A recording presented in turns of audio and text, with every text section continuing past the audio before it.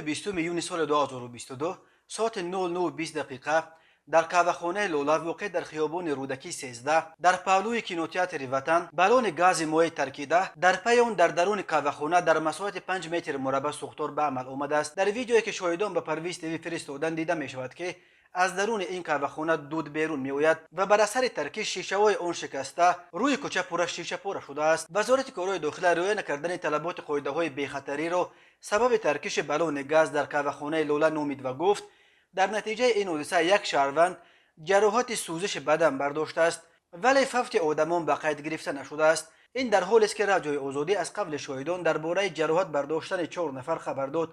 وزارت کارهای داخلی گفت سوختار از طرف آتش نشانان به زودی در مساحت اولش یعنی همان 5 متر مربع خاموش کرده شد.